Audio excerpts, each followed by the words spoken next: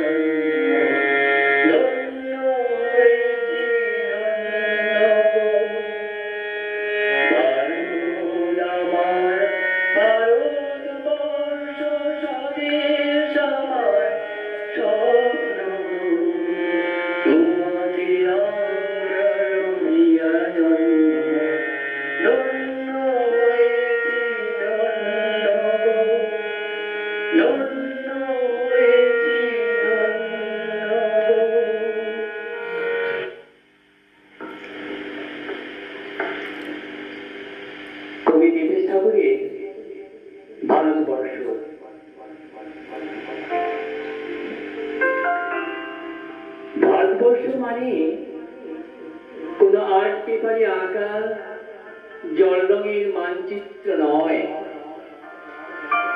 ভারতবর্ষ মানে শুধুই হর্ষবর্ধন কিংবা বাবরের বিজয় বার্তা নয়। ভারতবর্ষ মানে বিজয় সিংহের সিংহল জয়ের ফ্যাসিস্ট গৌরব গাথা নয়। ভারতবর্ষ মানে শুধুই মীনাক্ষীপুরম কিংবা জামা মসজিদ নয়। ভারতবর্ষ মানে নেহরুজির বংশানুবৃত্তি কিংবা জিন্না সাহেবের অলিখিত শ্বেতপত্র নয়। ভারতবর্ষ মানে এক ভালোবাসা, আমার তোমার শব্দের, সঙ্গীতের, জীবনের, আকাশের, মাটির। আমাদের প্রাইমারি স্কুলে কলুকা সাহেব সাদা দাড়ি, মাথায় ভেজ, ড্রিল করতেন আমাদের।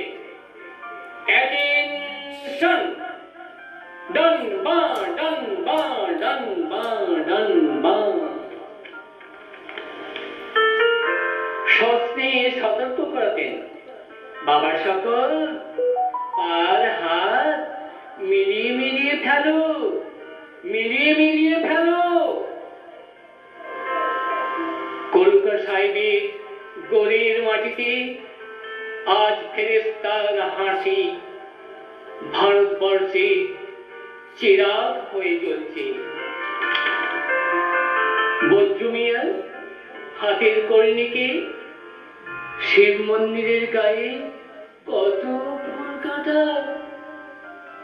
আটায় জোগাড়ে হয়ে মশলা মারছে ঈশান বাউরি, নিয়ামত শেখ আর গোকুল মাহাতো এক পাতাতনে ধান ঝাড়ে।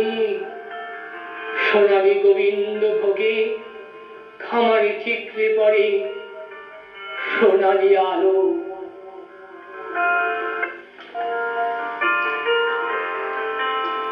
পদন মাঝি দাঁড় টানত যুবতী গঙ্গায়, বইটা ধরত হোসেনুল মাঝি। সামলে চলো মাঝি, সামতে কাঁচা কাকির গান, সোনাবালির সোল আর ঘূর্ণিঝড়ের ঘাট। সামলে চলো।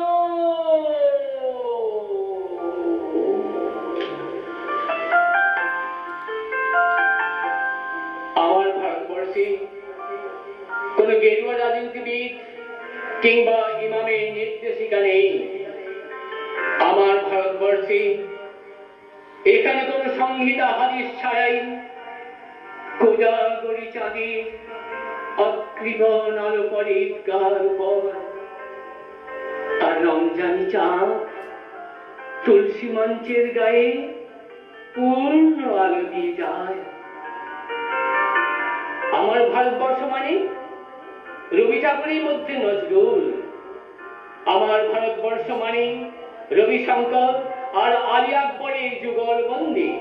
আমার ভারতবর্ষ মানে গণেশ পাইন আর মকবুল ফিদার রঙিন ছবি। আমার ভারতবর্ষ মানে লালন ফকিরের গান।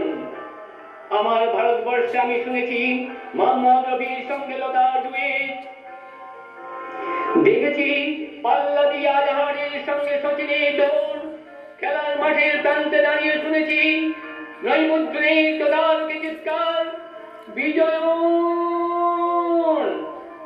আকিল কুলজিৎ বাইজু, মাঠটাকে আরো বড় কর, মাঠটাকে আরো বড় কর।